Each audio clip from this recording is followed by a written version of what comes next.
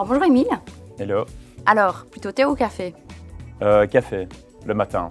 Thé l'après-midi pour pouvoir dormir la nuit. Ok. Alors recruter dans l'IT, easy ou pas easy? Alors recruter, je crois que c'est déjà compliqué. En IT, c'est encore plus compliqué. On s'est lancé en 2019, donc un petit peu avant le Covid, un petit peu avant le boom tech, où il y avait énormément de boîtes tech qui recrutaient avec des très très beaux packages, etc. C'était très compliqué de réussir à se positionner, que ce soit d'un point de vue parfois financier, mais aussi d'un point de vue branding. Quand il y a des boîtes qui lèvent plein de millions, etc., évidemment, ça paraît beaucoup plus intéressant que la boîte qui n'est pas encore connue et qui est en train de sortir du garage, on va dire ça comme ça. Alors, est-ce que vous faites quelque chose au niveau de l'employer branding?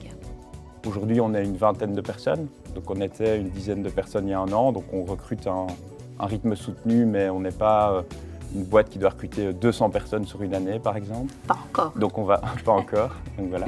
On essaie de faire en sorte que si des potentiels employés veulent se renseigner sur Penbox, qu'ils trouvent du contenu qui est chouette, qui reflète un peu la culture d'entreprise, ce qu'on peut faire au sein de l'entreprise, les team building, etc.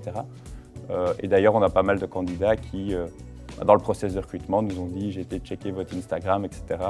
Ça a l'air super chouette comme boîte. » Et donc, Et pour recruter des IT, comment vous faites chez Penbox? on travaille beaucoup par le bouche à oreille, via les employés ou des personnes qu'on connaît. On a essayé les plateformes, LinkedIn, ça n'a pas fonctionné pour nous. Et alors on travaille beaucoup avec des cabinets de recrutement, mais on va préférer des cabinets de recrutement de petite taille. On essaie de recruter des profils un peu plus seniors et on voit qu'il faut de la seniorité pour pouvoir prendre le temps d'aller chercher le bon profil, comprendre le skill set qui est nécessaire, etc. et avoir un bon match à ce niveau-là. Par rapport à ça, tu privilégies les hard skills ou les soft skills? Alors, on est dans la tech, donc les hard skills, c'est un peu un must. On est aussi une boîte, je vais dire, early stage, donc on va regarder qu'il y a quand même une bonne affinité avec le tech stack, s'assurer que les personnes qui arrivent peuvent être entre guillemets, directement opérationnelles ou en tout cas le plus rapidement possible. Après, ce qu'on a remarqué, c'est avoir un fit par rapport à la culture d'entreprise, par rapport à la manière dont on développe le produit, la manière dont on le release aussi. Et puis évidemment, on veut avoir des gens qui participent à la vie active de l'entreprise. Et au niveau de l'analyse des CV, tu as des conseils dans ton process vraiment, comment ça se passe? Pour nous, ce qui est important, c'est quand même d'avoir un CV cohérent. On sait bien qu'apprendre un nouveau langage, c'est facile. Nous, c'est pas ça qu'on demande. C'est important d'écrire les endroits où on est bon et où on peut faire une différence par rapport à d'autres candidats. Parce qu'au final, dans les interviews et dans les interviews techniques, c'est ça qu'on va aller tester. Donc, si on peut être très clair sur les zones où on est très bon, très expérimenté, et peut-être d'autres zones, on a déjà rencontré des développeurs qui disaient « voilà, moi, j'ai eu l'habitude de développer dans ce framework-là.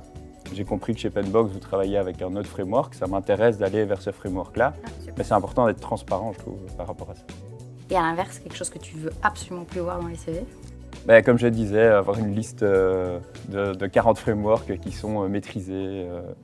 Alors, est-ce que tu aurais un dernier conseil pour les startups qui veulent recruter des profils en IT? Encore plus dans la tech que dans les autres profils, c'est vraiment un jeu de séduction en fait, entre le candidat et l'entreprise. Aujourd'hui, il y a des techs qui sont très sensibles aux frameworks utilisés, même parfois au type de matériel utilisé. Est-ce que c'est un Mac, est-ce que c'est un PC, est-ce que je peux choisir mon PC, est-ce que je peux choisir la configuration, etc. Mais également aussi l'état de la code base. Nous, on a pas mal de candidats qui sont intéressés de travailler chez Penbox parce qu'ils trouvent que la code base est sexy et ils sont intéressés d'aller contribuer en fait dans cette architecture. Émile, merci, c'était super. Je te remercie vraiment pour tes conseils et je te dis à très bientôt. C'est super chouette d'avoir pu échanger avec toi.